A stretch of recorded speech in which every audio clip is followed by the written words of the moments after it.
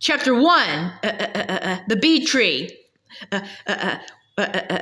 We need enough fish for our supper and for Uncle Olaf's family too, Mama told Kirsten and her little brother Peter. That's fish for 9 hungry people. Can you catch that many? She handed them fishing poles and a willow basket to put the fish in when they caught them. Yes, Mama, we can catch all the fish you need, Kirsten said. The stream is full of trout. The June day was warm and sunny, and she was eager to be on her way. Good, and take care of Peter, Mama added, looking straight at Kirsten. The last time he went fishing with you, he chased a skunk. Peter made a face.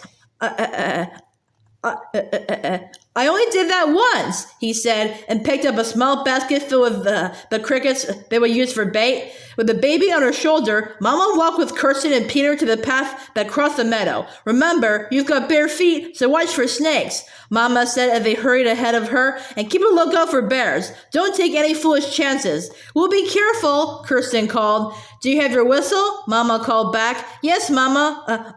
I'll blow it if anything happens. Kirsten waved the wooden whistle her brother Lars had carved for her, then grinned at Peter. Mama worries too much, she whispered. Peter swung the bait basket. Papa says that mothers are supposed to worry. Let's run, Kirsten. As they ran toward the stream, the black and white puppy, Caro, dashed down the path after them. The pup leaped against Peter's legs and then Kirsten's skirt. We should chase Caro back home, Kirsten said. He might steal our fish, and Mama is counting on us to get enough for supper. Peter knelt and stretched Caro's head. The pup swiped Peter's ear with his pink tongue. Please let Carol come with us, he said. He likes the stream just like we do. Carol cocked his head and gazed up at Kirsten. He was white with one black ear and black spots. You're such a cute pup, Kirsten said. She turned to her brother. But Peter, you know Carol will chase anything, even a snake. If he comes with us, you'll have to look after him. Can you take care of him and catch fish too? I'll take care of him, Peter said. I promise. So Caro tagged along. His white tail waved like a goose feather as he bounded through the grass, chasing blackbirds. At the stream, Peter rolled up his pants. Kirsten tucked her skirt into the waistband of her apron and turned up the bottoms of her pantalettes.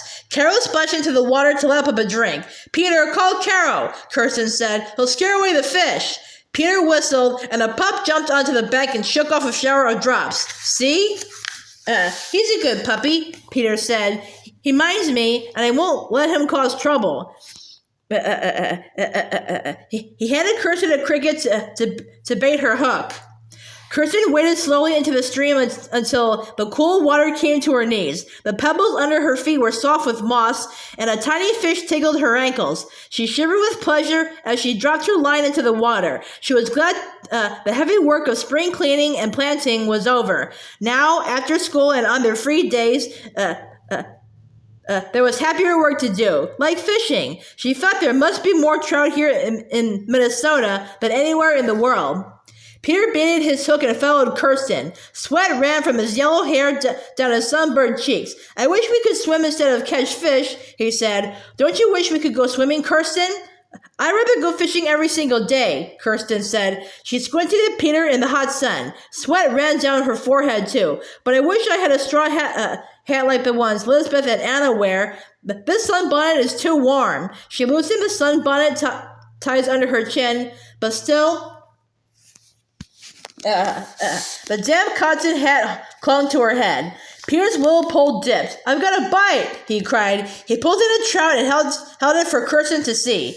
The trout was dark green with orange and blue markings. Kirsten thought it was beautiful. It's too small to keep, though, she said. But it's the only one we've caught, and we need lots and lots for dinner, Peter said. Papa says to throw the little ones back and let them grow, Kirsten reminded him. We'll catch bigger fish in the deep pool upstream. Peter tossed the fish back into the clear water, and they took their baskets and poles and waded upstream. Carol followed on the bank, sniffing at deer tracks. Sure enough, the quiet pool was full of trout. It seemed that every time Kirsten or Peter dropped in a line, they caught one. Soon their basket was filled with fish. Suddenly, the quiet was broken by Carol's shrill yelps of pain.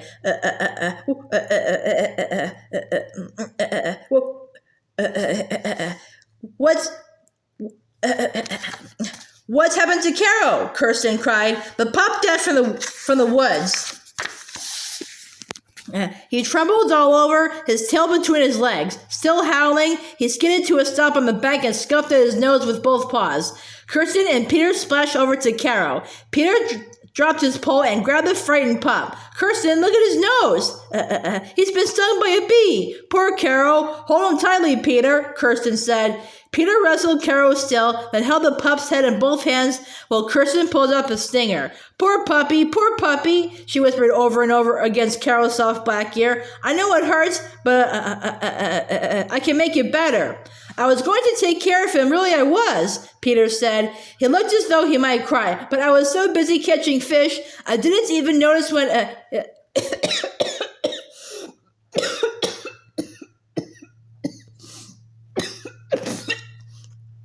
I didn't even notice when he wandered away.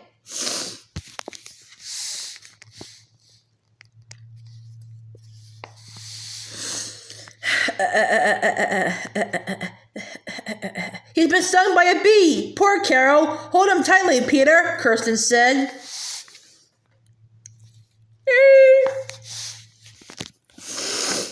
Don't worry, Carol will get over the sting, Kirsten said. She scratched the pup's chest as he licked and licked his nose. As she comforted him, she peered over his head at the deep woods where he'd wandered. The breeze smelled sweet, like blossoms, and in the distance, Kirsten thought she heard a faint hum, like the cat purring or Papa snore, or maybe bees. I bet Carol found a bee tree, she said softly. A bee tree? Peter said. What's a bee tree? A bee tree is one with a hole in it where bees live. Listen, Kirsten said. Peter cocked his head the way Carol did when he heard a whistle. I do hear something humming, he said after a moment. I think those are the bees, Kirsten said. And do you smell that sweet scent? It's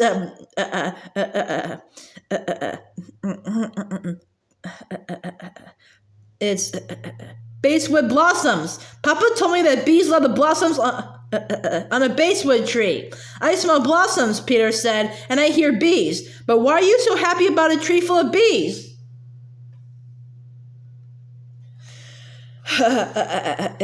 He rubbed his freckled cheek against Carol's ear. A bee stung Carol. Kirsten jumped to her feet and brushed the sand from her skirt. Bees make honey, she said. A bee tree will be packed full of honeycombs. Peter took Carol in his arms and cradled him. What will we do with a tree full of honeycombs? He asked. We'll get them out of the tree and bring them to Mama. She'll use the honey to make cakes and cookies, Kirsten said. Cookies?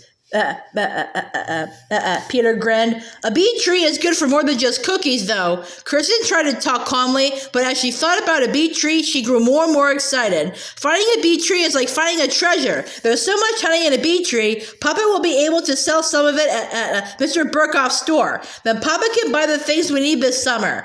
I heard him say he doesn't have enough money for a saw and the cloth Mama needs and boots for Lars, too. If we bring Papa a whole tree full of honeycombs, he won't have to worry about money. I bet he'll be able to buy everything. Now, Peter was on his feet, too. Everything we need? Then let's get the honey, Kirsten. Kirsten pressed her finger to her lips and peered at the woods. We can't just get honey. First we have to find the bee tree. It must be nearby. Carol got stung, and we both hear buzzing, Peter said softly, as though the bee tree was his idea to begin with. Listen again. She listened. Yes, humming came from deep in the woods. If we could find a bee tree, we'd make Mama and Papa so proud, she whispered. Let's go look for the bee tree. Peter's blue eyes were wide with excitement. Kirsten rolled down the hems of her pantalettes and untucked her skirt. We can't both go look. One of us has to stay here with Carol so we won't follow along and get stung again. You said you'd take care of him. Peter's mouth turned down as he petted the shivering pup. If you find a bee tree, you might get stung too. Mama told us to be careful. Oh, I'll be careful. I'm just going to look. Wait right here for me, and don't let anything else happen to Carol. Kirsten turned to the shadowy woods. She ran a little way, then she walked. Every few steps she paused, stood very still, and listened. At first, the hum of the bees was fainter. She turned around and went the other way. Now the hum was louder, and the scent of blossoms was stronger. She stopped again. Yes, buzzing, and a sweet smell came from over there. She made her way slowly down the hillside through the thorny raspberry bramble. At the bottom of the hill was a sunny clearing circled by a ring of trees. Across the clearing stood a basswood tree, its cream-colored blossoms loaded with bees. Kirsten crept closer. As she watched, a line of bees flew back and forth between the blossoms and a dead tree nearby. "The bee tree!" she said softly. She could hardly believe her luck.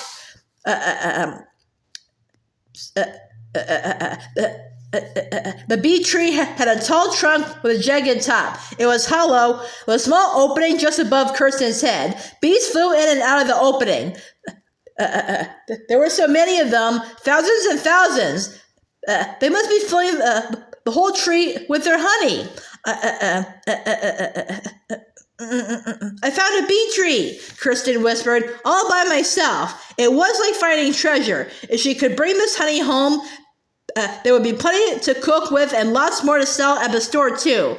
Papa would buy the saw blade he needed, and Mama would get cloth to make new clothes, and Lars wouldn't have to go barefoot when he worked with the men. Oh, I've got to get this honey, Kirsten said to herself. There has to be a way, and I know I can find it. She carefully studied the bee tree. The opening was too high for her to reach unless she stood on a log. Maybe she'd have to climb a little too. She saw that deep gashes scarred the trunk below the opening. Someone else had tried to climb the tree already. Someone else was after her honey. Now Kirsten saw paw prints in the sand of the clearing. Bear paw prints. Bears were after her honey. Kirsten backed slowly away from the bee tree and looked into the bushes. Papa and Mama had warned her many times to stay away from bears, but there was no sign of bears on the sunny morning. Probably the bears had gone away to another part of the woods and wouldn't come back. Anyway, this honey was hers, not the bears. She had discovered it, and all she had to do now was figure out how to take it home.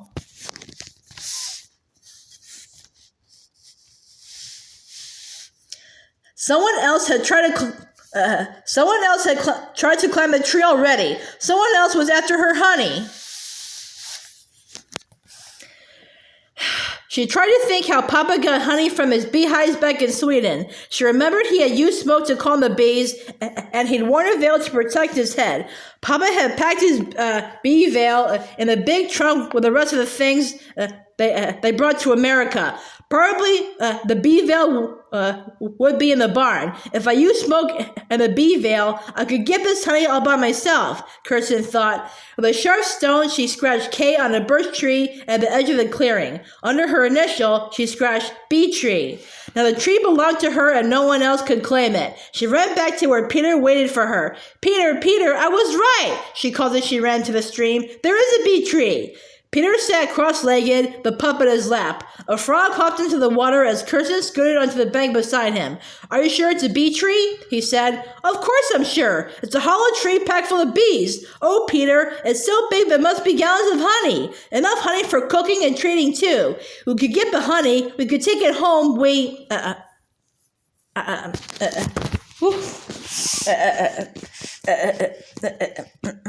could be stung just like Carol, or worse, Peter said. He frowned up at Kirsten. If we fool with bees, we're asking for trouble. Let's tell Papa about the tree. He can get the honey. No, I can get it myself. I found the bee tree myself, didn't I? She shoved her hands into her waist the way Mama did when she wanted strict attention. Peter, are you afraid? Peter looked down at Carol. I'm a little bit afraid, he said. I bet you are too. I am not afraid. I'm braver than you are, Kirsten boasted. Mama said that sometimes brave is another word for foolish, Peter said. Kirsten grasped his shoulders. Listen, I'm not a bit foolish. I know I can get that honey. If you don't want to help me, at least promise to keep a secret while I make a plan. She looked right into his blue eyes. If you won't tell about the bee tree, I won't say, you didn't take care of Caro.